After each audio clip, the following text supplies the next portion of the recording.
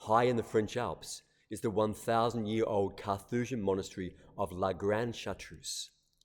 The Carthusian community are silent and enclosed, meaning they're not open to visitors. But a German filmmaker wrote asking for special permission to come and film there. And the abbot wrote back saying that now was not the right time, but he and the monks would pray and consider it, and they'd get back to him. 16 years later, the abbot wrote back to say, we prayed about it, and now is the right time. You can come and make your film. And the film that arose from this experience is called Into Great Silence. It's a 2.5-hour long, gentle observation of the life of the monks. There is no soundtrack, there is no voiceovers, no interviews, and the only sound is the sound of the monks chanting and their footsteps and their silence. And though it's 2.5 hours long, it is utterly captivating and makes me want to just go and be there, to soak up the silence and the prayer and the spirit of that community. But I can't, neither can you. It's an enclosed order, not open to visitors like us. But I love just knowing that they are there, and to know that there are 30 monks there who get up at 4 a.m. every day to begin to pray. And they pray in the chapel 7 times a day at 3-hour intervals, just as they have done for the last 1,000 years.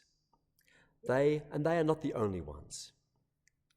You might ask, well, why? Why would they dedicate themselves to this enclosed life? Wouldn't they be better off if they feel called by Jesus to go and be active in the world? There's so much that needs doing. There's so many people who need help and need love.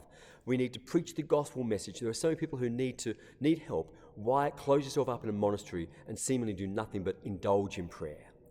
Well, these monks have heard the call of Jesus, which we hear in today's gospel in Luke chapter 18, to pray constantly, to pray without ceasing.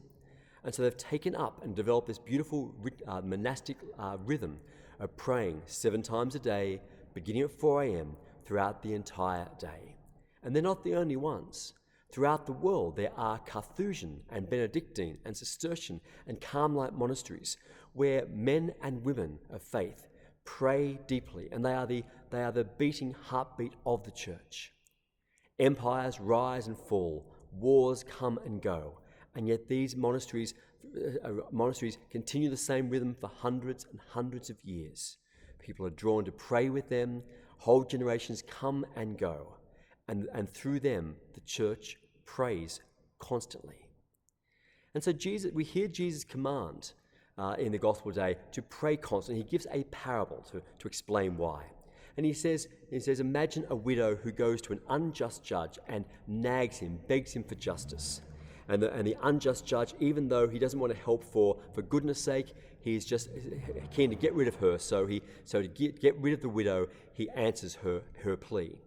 And this really takes up the same shape as the metaphor or the rhetorical question Jesus gives at another time, saying, you who are parents, you are imperfect, but you know how to give your children what is good. If your child asked for bread, you wouldn't give them a stone, would you? He says, how much more then does a good and loving God give good things to his children when they ask him? And that's what Jesus is saying here. If this imperfect judge will answer a prayer just to get rid of somebody, how much more will our good and loving God hear the prayers of those who come and pray often? And so we get the image of this the nagging or the begging, pleading widow who is the hero of this story. But our prayer isn't just asking for things, not just begging for God to answer a certain prayer. Our prayer is so much more.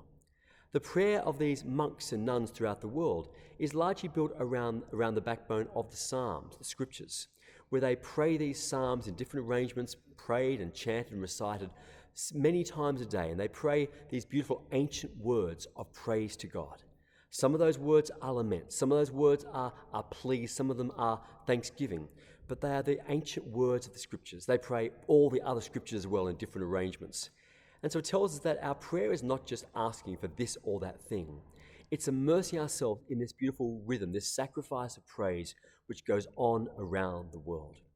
I like to think of this praise, this constant liturgy, this liturgy of praise, being like a stream, a river that runs through the world and through the universe. And we can't capture a river, of course. It flows beyond our power, but we can go down to the river and we can drink from it. We can wade into it. We can bathe in it. We can immerse ourselves in a river. And that's what we do whenever we come to prayer. We are immersing ourselves in prayer, which is taking place around the world and indeed in heaven at the same time. That we are immersing ourselves in this constant sacrifice of praise. And although we are not monks who pray 7 times a day, we can take part in this. And I encourage you to do so by making sure you pray at least a couple of times a day. Make prayer in the morning and prayer at night the hinges of your day. Pray at least a little bit every morning and every evening. That's what we who are priests do. We take commitment to pray the divine office, which is a scaled down version of the psalms which are prayed by these monks and nuns 7 times a day. We commit to pray at least 3 times a day. And of course, we can pray in whatever way we best choose, rosaries or silence or other ways of prayer. It doesn't matter what the words are. It is that we are taking part in prayer, in this great sacrifice of praise. And so I encourage you to do that. Pray at least a couple of times a day. And make sure you pray grace before meals, because if you eat, therefore you can pray. And those little short 15, 30 seconds of prayer are your time of going down to the river and connecting with the great stream of praise running through the universe that links heaven to earth. Let us pray constantly and be grateful for those monks and nuns who pray constantly with the church, for the world, and for us.